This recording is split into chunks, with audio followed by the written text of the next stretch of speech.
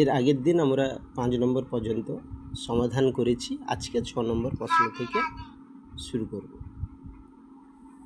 প্রথম 6 নম্বর প্রশ্নে বলা আছে কি, গৌতম একটি মুরগি খামার খোলার জন্য একটি সমবায় ব্যাংক থেকে বার্ষিক 12% সরল সুদের হারে কিছু টাকা ধার নিলেন। প্রত্যেক মাসে তাকে 378 টাকা সুদ দিতে হয়। তিনি কত টাকা ধার নিয়েছিলেন নির্ণয় করে। তাহলে আমাদের এই অঙ্কে কী বের করতে হবে, যে কত টাকা ধার নিয়েছিলেন অর্থাৎ আসল কত। তাহলে এখানে বার্ষিক সুদের হার দেওয়া আছে 12% এবং কিছু টাকা ধার নিয়েছিলেন, প্রত্যেক মাসে তাকে 378 টাকা সুদ দিতে হয়, অর্থাৎ সুদ হচ্ছে 378 টাকা। কিন্তু এখানে খুবই একটা ইম্পর্ট্যান্ট জিনিস কি আছে, যে প্রত্যেক সময় এখানে ডাইরেক্ট বলা নেই, কিন্তু এখানে বলা আছে যে প্রত্যেক মাসে, তাহলে সময়টা হচ্ছে প্রতি মাসে অর্থাৎ 1 মাস। তাহলে অঙ্কটা সমাধান করা যাক। এখানে 6 নম্বরে কি দেওয়া আছে,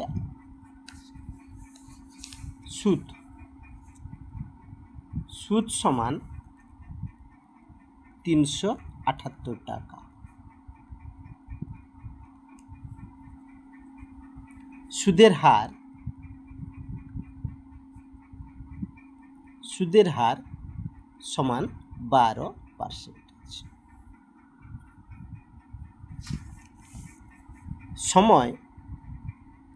সময় দেওয়া আছে এখানে কি না, প্রত্যেক মাসে তাকে 378 টাকা সুদ দিতে হয়। প্রত্যেক মাসে তাকে 378 টাকা সুদ দিতে হয়, অর্থাৎ সময় সমান প্রত্যেক মাস মানে কি 1 মাস। প্রত্যেক মাস মানে 1 মাস। আবার আমরা জানি 1 মাস সমান হচ্ছে কি, আমরা জানি সময়টাকেও বছরে পরিণত করতে হবে। তার জন্য 1 মাসকে আমরা বছরে পরিণত করলে কি করতে হয়, 1/12 দ্বারা ভাগ করতে হবে, দিলে সেটা বছরে পরিণত হবে। কারণ 1 মাস সমান হচ্ছে 1/12 বছর। এবার তাহলে আসল বের করতে হবে। অতএব আসল সমান সুদ গুণিতক 100 বাই সুদের হার গুণিতক সময়। তাহলে সুদ কত, 378 টাকা ইন্টু 100, সুদের হার কত 12% ইন্টু সময় কত 1/12 টাকা। তাহলে 1/12 কেটে গেল, অর্থাৎ 3 7 8 2টা 0 টাকা। তাহলে 37,800 টাকা। অতএব তাহলে তিনি কত টাকা, তাহলে উত্তর বেরোলো কত, 37,800 টাকা। তাহলে এখানে কি বলা আছে, তিনি কত টাকা ধার নিয়েছিলেন সেইটা বের করতে বলেছিল। অতএব গৌতম বাবু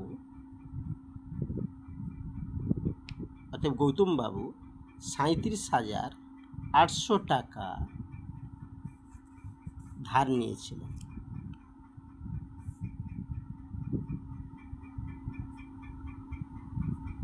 গৌতম বাবু 37,800 টাকা ধার নিয়েছে। তাহলে কমপ্লিট হলো এটা। এর পরবর্তী হচ্ছে 7 নম্বরে কি বলা আছে, যে বার্ষিক 6% সরল সুদের হারে কোনো টাকা কত বছরে দ্বিগুণ হবে হিসাব করে দেখি। এটা একটা ইম্পর্ট্যান্ট, মাধ্যমিকে খুব ইম্পর্ট্যান্ট, 2 নম্বরের জন্য দেয়, খুব ইম্পর্ট্যান্ট। এখানে অঙ্কটা ছোট হতে পারে, কিন্তু খুব ইম্পর্ট্যান্ট একটা অঙ্ক, এবং এর ভিতরে অনেক কিছু আছে। এখানে বলা আছে কি না, বার্ষিক 6% সরল সুদের হারে কোনো টাকা কত বছরে দ্বিগুণ হবে। আমি যেমন একটা উদাহরণ দিই, ধরো আমরা অনেক সময় বাড়িতে সবাই জেনেছ যে যখন কারোর LICতে টাকা রাখা হয়, LICতে আমরা কি করি, যখন জেনেছি ধরো 10 বছরে আমার টাকাটা দ্বিগুণ হয়ে যায়, যে বলে LICওয়ালা বলে যে তোমার আমরা যদি 1 লাখ টাকা LICতে টাকা রাখি, তাহলে 10 বছরে সেই টাকাটা কি হয়ে যায়, দ্বিগুণ হয়ে যায়। অর্থাৎ 1 লাখ টাকা রাখলে সেই টাকাটা কি হয়ে যায়, 2 লাখ টাকা হয়ে যায়। তাহলে এখানে আসলটা তখন কি দাঁড়ায় 1 লাখ। তাহলে এখানে সুদটা কত হয়? নিশ্চয়ই 2 লাখ নয়, কারণ আমাকে সে তো ফেরত দেয় 2 লাখ টাকা, তাহলে তার মধ্যে আমার 1 লাখ টাকাটা থাকে। অর্থাৎ আমরা জানি যে সুদটা বলতে যেটা বৃদ্ধি হয়েছে, তাহলে আসল তখন সেখানে দাঁড়ায় 1 লাখ টাকা এবং সুদটা তখন দাঁড়ায় 2 লাখ বিযুক্ত 1 লাখ, অর্থাৎ 1 লাখ টাকা। তাহলে এই অঙ্কটা ঠিক একই রকম, যে বার্ষিক 6% সরল সুদের হারে কোনো টাকা কত বছরে দ্বিগুণ হবে। তাহলে এখানে আসলও বলা নেই, আবার সুদও বলা নেই। তখন আমাকে কি করতে হবে? কত টাকা কত বছরে দ্বিগুণ হবে। তখন ধরে নিতে হবে, ধরি আসল সমান, এক্ষেত্রে কি করতে হবে? তখন ধরি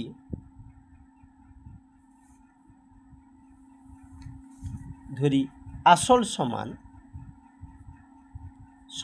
x টাকা।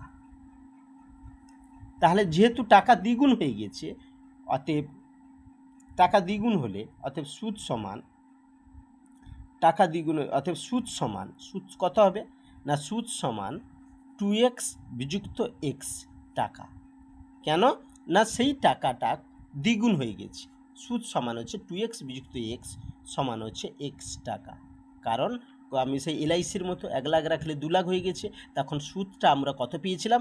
2 লাখ বিযুক্ত 1 লাখ। এখানেও সেই রকম, আসল যদি x টাকা ছিল তাহলে আমরা সেটা দ্বিগুণ হয়ে গেছে, 2x টাকা পেয়েছিলাম। তাহলে এখানে অতএব সুদ সমান কি দাঁড়ালো? 2x বিযুক্ত x সমান হচ্ছে x টাকা। আর সুদের হার বলা আছে কি? সুদের হার সমান হচ্ছে 6%। অতএব এখানে সময় বের করতে হবে। অতএব সময় সমান সুদ গুণিতক 100 বাই আসল গুণিতক সুদের হার সমান সুদ কত? না সুদ হচ্ছে x টাকা ইন্টু সময় কত? 100 বাই আসল কত? আসল হচ্ছে x ইন্টু সুদের হার কত? 6। এটা হচ্ছে কি বছর। সমান কত হলো? x কেটে গেল, এটা হচ্ছে 50, এটা 2 দ্বারা গেল 2 5 50, 2 3 সমান 50 বাই 3 বছর সমান 16 পূর্ণ 2 বাই 3 বছর। তাহলে বোঝা গেল। অতএব তাহলে এখানে উত্তরটা বেরোলো 16 পূর্ণ 2 বাই 3 বছর। তাহলে বলা আছে যে কোনো টাকা কত বছরে দ্বিগুণ হবে? অতএব যে কোনো টাকা 16 পূর্ণ 2 বছর, অর্থাৎ 16 পূর্ণ 2 বাই 3 বছরে টাকাটি দ্বিগুণ হবে।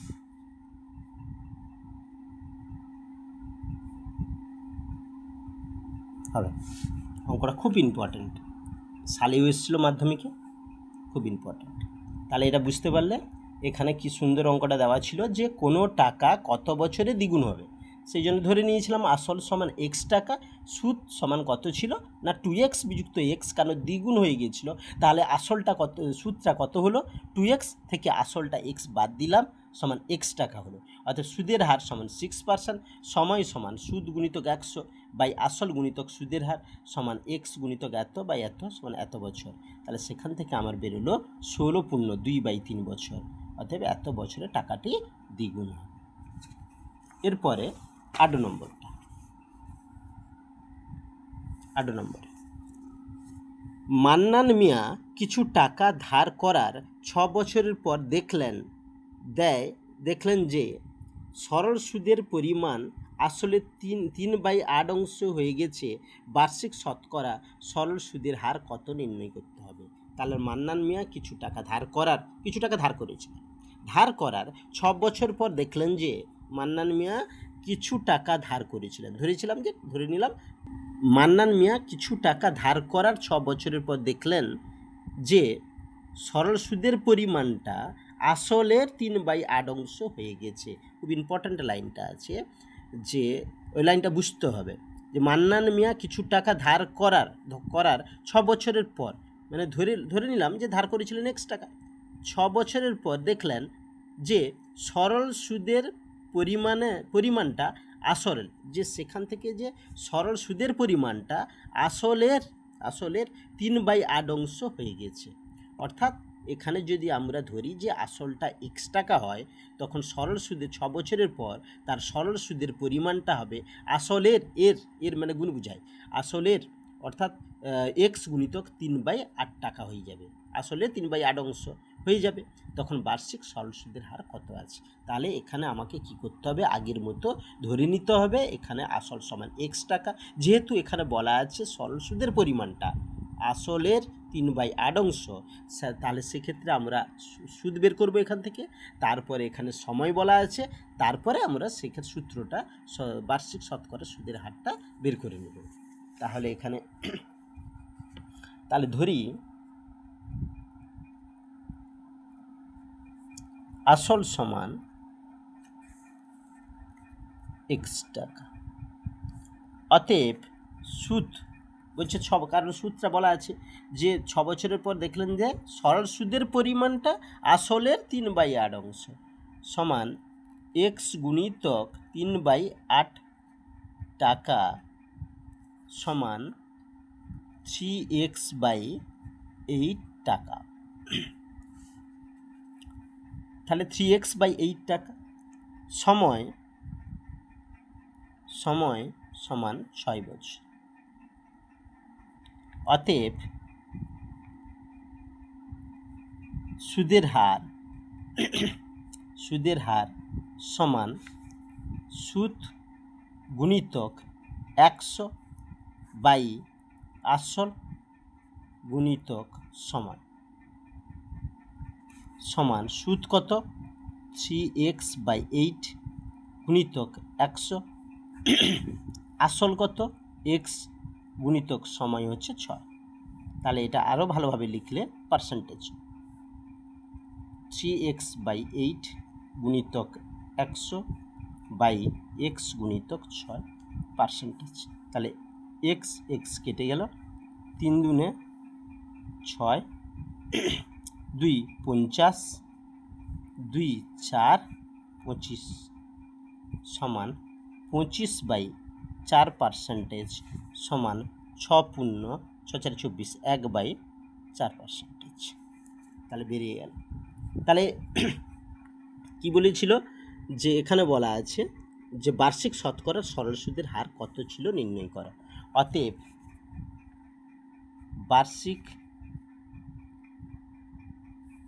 বার্ষিক শতকরা সরল সুদের হার, বার্ষিক শতকরা সরল সুদের হার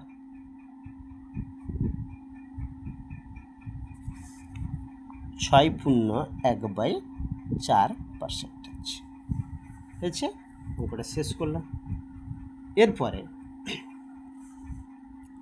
9 নম্বরটা, একটি কৃষি সমবায় সমিতি তার সদস্যদের বার্ষিক 4% সরল সুদের হারে কৃষি ঋণ দেন, কিন্তু ব্যাংক থেকে টাকা ধার করলে বার্ষিক 7.4% হারে সরল সুদ দিতে হয়। একজন কৃষক যদি ব্যাংক থেকে টাকা ধার না করে সমবায় সমিতির সদস্য হয়ে সমিতি থেকে 5,000 টাকা কৃষি ঋণ নেন, তবে তার বছরের সুদ বাবদ কত টাকা বাঁচবে হিসেব করে লিখি। এই অঙ্কে কি বলা আছে যে আমরা সচরাচর জানি ব্যাংকে থেকে সমবায় ব্যাংকে সুদের হারটা কম থাকে, এবং সেখান সুদের হার কম থাকা মানে সেখান থেকে লোন নিলে কম টাকা আমাদের সুদ বাবদ দিতে হয়। তাহলে একজন লোক একজন সদস্য যদি দেখে যে সমবায় ব্যাংক থেকে 5,000 টাকা ধার নেন, তখন তাকে যে হারে সুদ দিতে হবে, যদি সমবায় সমিতি থেকে নেন তাহলে সেখানে যে সুদ দিতে হবে সেটা অতি অবশ্যই কি না ব্যাংক থেকে অনেক কম হবে।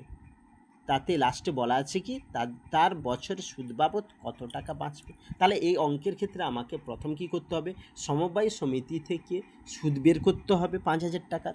তারপরে আমরা কি করব, ব্যাংক থেকে সেই 5,000 টাকার সুদ বের করব। সুদ বের করার পর দেখব কোথায় কম হচ্ছে। এক্ষেত্রে যেহেতু সমবায় সমিতির সুদের হারটা 4%, তার জন্য সমবায় সমিতির সুদটাও কম হবে। সুতরাং যে কৃষকটি ছিল, সেই কৃষক যদি ব্যাংক থেকে না নেয়, সমবায় সমিতি থেকে নেয়, তার সুবিধাজনক এবং লাভবান তিনি হবেন। তাহলে এই অঙ্কটা আমরা করব প্রথম 9 নম্বর।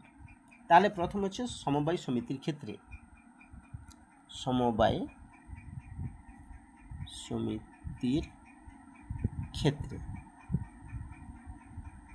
সমবায় সমিতির ক্ষেত্রে, তাহলে সমবায় সমিতির ক্ষেত্রে তাহলে আসল সমান কত না, আসল সমান সমবায় সমিতির ক্ষেত্রে আসল সমান হচ্ছে কত না 5,000 টাকা। আসল সমান 5,000 টাকা। সুদের হার সমবায় সমিতির ক্ষেত্রে সুদের হার সমান 4%। এবং যেহেতু বলা আছে তার বছরে বছরে মানে তাহলে সময়টা 1 বছর হবে, বছরে বাবা, তাহলে সময় সমান 1 বছর। তাহলে এখানে অতএব সুদ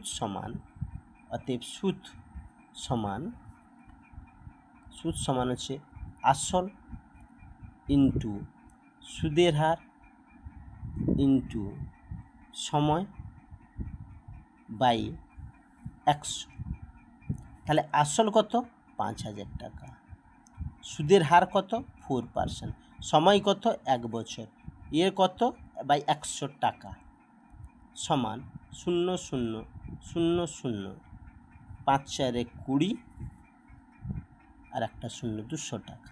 তাহলে বোঝা গেল কি, তাহলে সমবায় সমিতির ক্ষেত্রে এসে যদি 5,000 টাকা সমবায় সমিতি থেকে ধার নেন, তখন 1 বছরের শেষে তার 1 বছরের শেষে সুদ দাঁড়ায় 200 টাকা। তাহলে এরপরে আমরা বের করি যে সেই যদি 5,000 টাকা একই টাকা, অর্থাৎ সেই 5,000 টাকা ওই যে ব্যাংক থেকে ধার নিতেন, তখন তাকে সুদ বাবদ কত টাকা দিতে হবে। তাহলে এক্ষেত্রে ব্যাংকের ক্ষেত্রে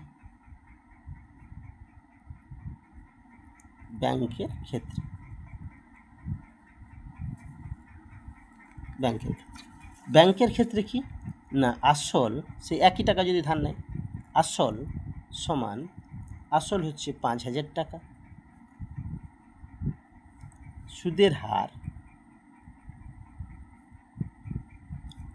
7.4%, সময় সে 1 বছর সমান 1 বছর। অতএব সুদ সমান আসল ইন্টু সুদের হার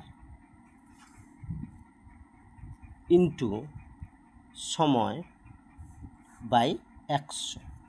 তাহলে এক্ষেত্রে আসল কত ছিল না 5,000 টাকা, সুদের হার কত 7.4, সময় কত সেই 1 বছর 100 টাকা।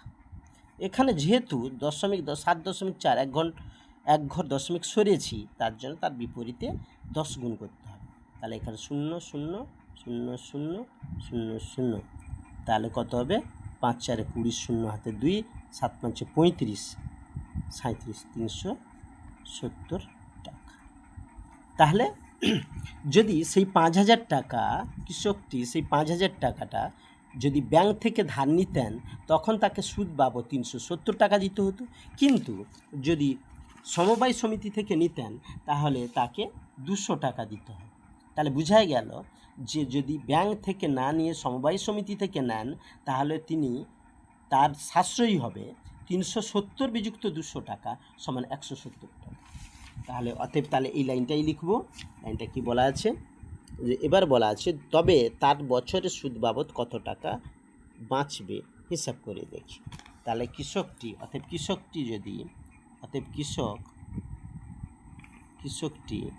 যে সমবায় সমিতি থেকে নিলে, সমবায় সমিতি থেকে নিলে কৃষকটি সমবায় সমিতি থেকে নিলে তার বছরে সুদ বাবদ 370 বিযুক্ত 200 সমান 170 টাকা বাঁচবে। আজকে এই পর্যন্ত শেষ করব।